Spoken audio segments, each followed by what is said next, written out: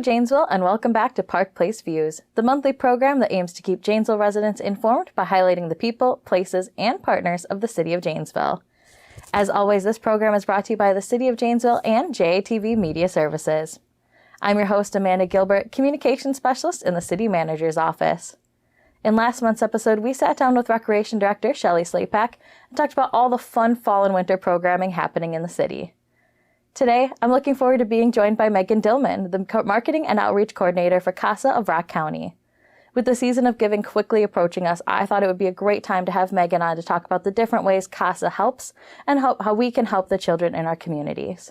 Thank you so much for joining us today, Megan. Yeah, thank you for having me. Of course, we're so excited to be here and shed light on such a great organization. Yeah. But before we get into it, why don't you start by telling us a little bit about yourself? Yeah. So I am originally from Edgerton, Wisconsin, so not super far from here. I grew up there, went to school there, and then I went to college at UW-Whitewater and graduated with a degree in communications. And now I currently live in Footville, Wisconsin, with my boyfriend and our two dogs. We have 2 Labradors, 1 black lab, 1 yellow lab. Absolutely adore them. And yeah, I work with CASA full time. And then I have actually a Reiki business on the side. So I have my own small business that I practice in Evansville out of. Yeah. Very neat. And your dog's names are what? The yellow lab is Mabel and Cute. the black lab is Arlo. Love that. Yeah. That's adorable. Yeah. I'm obsessed with them. So. So for our viewers who may not know, what is CASA of Rock County and what services did the organization provide? Yeah, so CASA stands for Court Appointed Special Advocates, and we advocate for children in the foster care system who have experienced abuse and neglect.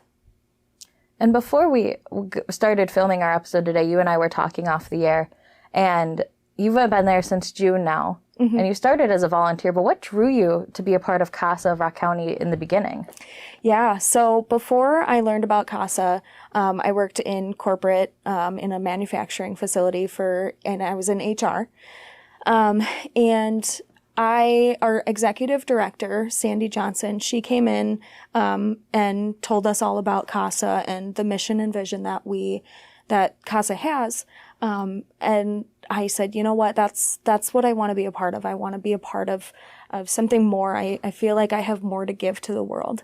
And so I started my volunteer journey last February. And at the end of training, this position had opened up, that I'm currently in. And I said, hey, I'd like to learn more about it. And now I'm here. That's awesome. So you really came full circle from signing on in just a couple months. You were on the staff helping change these kiddos' lives. Yep. That's incredible. And to achieve this CASA mission, I know that you guys have tons of people like you who have a similar story who want to make that difference in a child's life. You have staff, you have a board, you have volunteers. Yep. How many people are currently involved in the CASA program, and could you use more? Yeah. So we have just under 50 volunteers currently. And we have 8 board members and 6 staff members. So we have served 76 children this year. We currently have about 45 kiddos on our wait list. So we could use 45 more volunteers.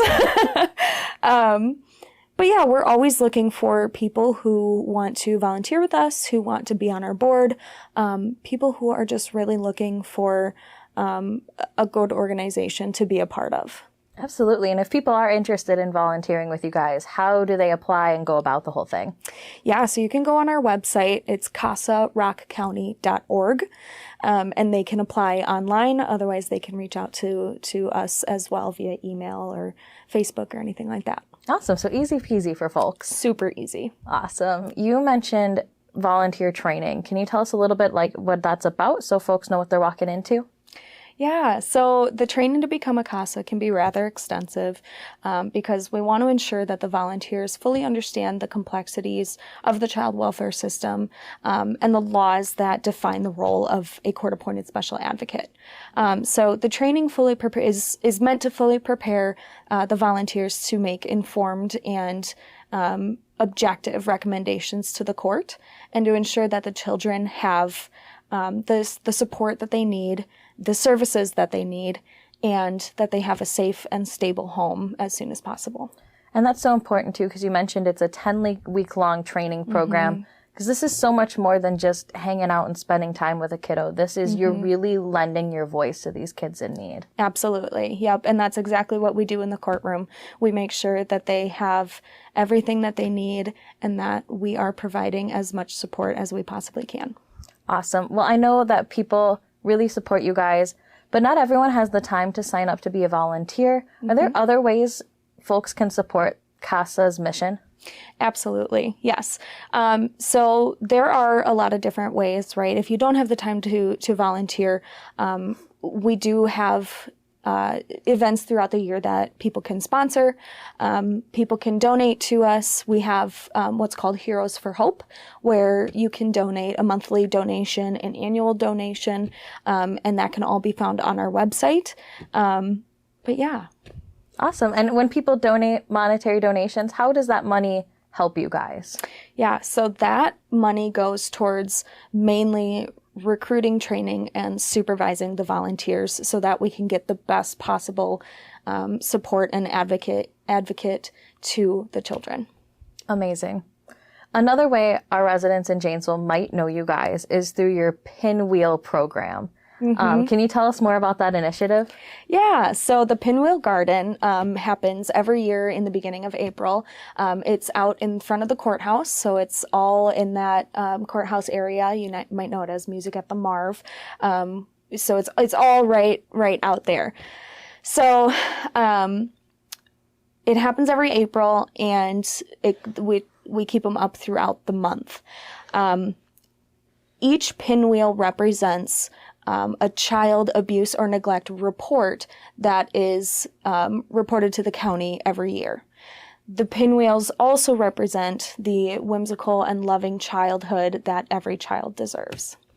And I think it's such a great idea to showcase it too, because when you first look at it, you're like, oh, this is so cute, this is so fun. And then you really start to think about it and you're like, wow, there are so many pinwheels here. There are so many kids in our communities that need the help. They need an organization like CASA of Rock County. Absolutely.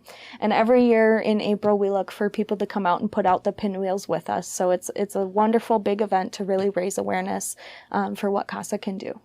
And speaking of events, you kind of touched on this earlier too, and how people can sponsor the different events you go to. But you guys are very active in the community and you're out and about all the time. Can you tell us about some of the events that you guys regularly hit so folks can come say hi? Yeah, so we have a lot of events that CASA supports and sponsors. So we have our annual Pinwheels, and then we have our Break the Cycle. Then we have our Fall Festival, and we have our Wish List. And so we have 4 main events, we have 2 main events and then 4 events throughout the year. And we also go to the Rock County Fair as well. We're there. But we also have just a bunch of social media. We're on social media quite often. We have billboards that you can see. We have those throughout the year as well. And so those are kind of the main ones that we have. Awesome. Yeah. You also put on every year the Break the Cycle fundraiser. And I know last year especially was a huge success for you guys. But can you tell our viewers a little bit about that event and what it does for CASA? Yeah, so that's one of our 2 main events throughout the year.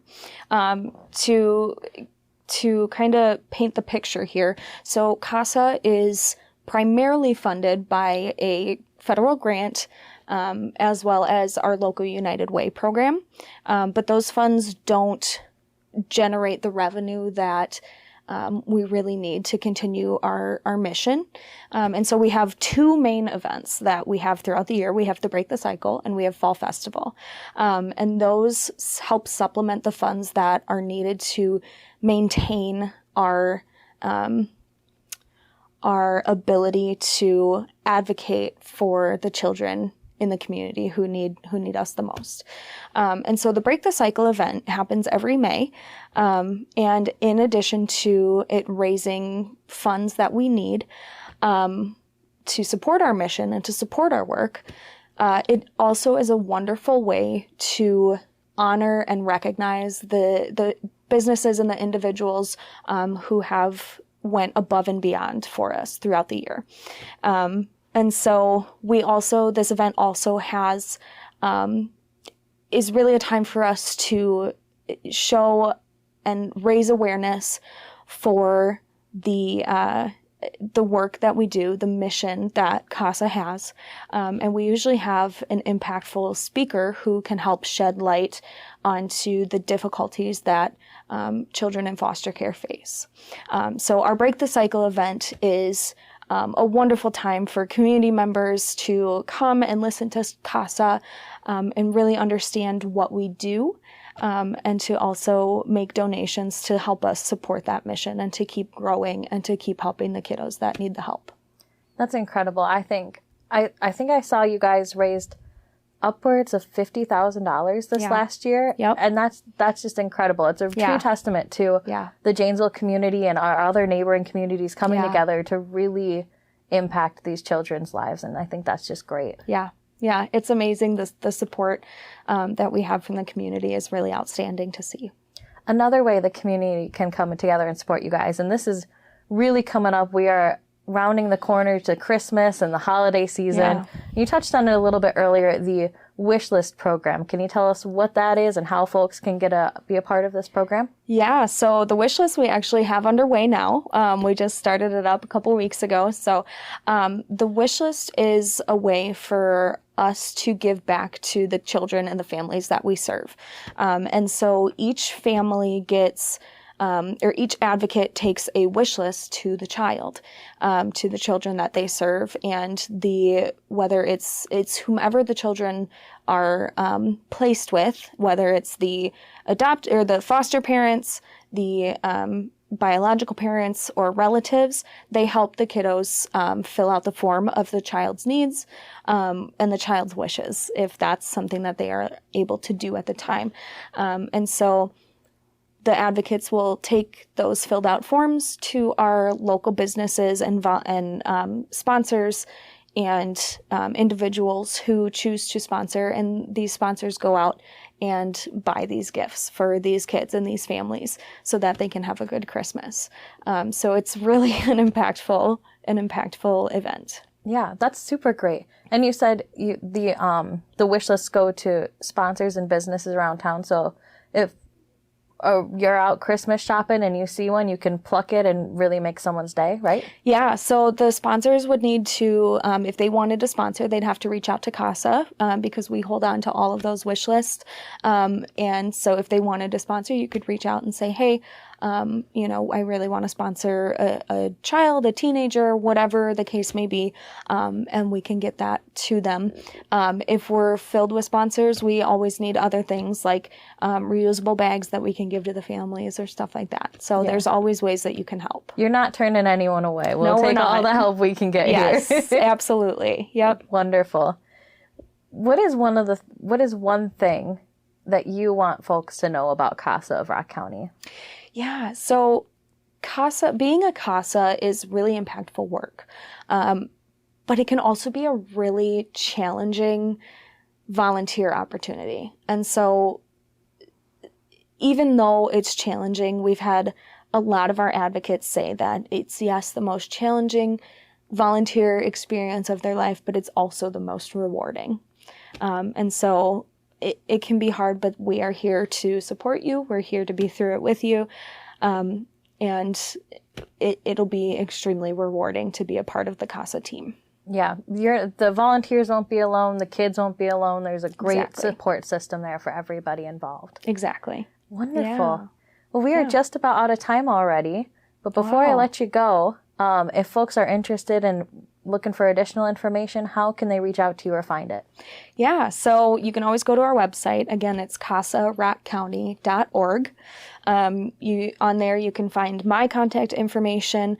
You can go to our Facebook, our Instagram. You can reach out to us through there. You can call our office. There's a lot of different, you can come to the courthouse and come chat and have a coffee with us.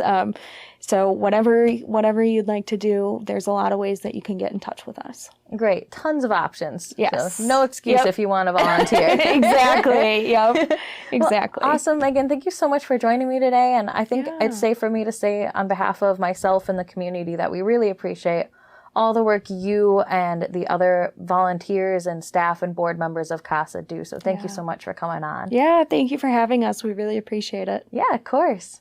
And I want to thank our viewers today as well for tuning in today and for all you do to help make Janesville a community of choice to realize life's opportunities.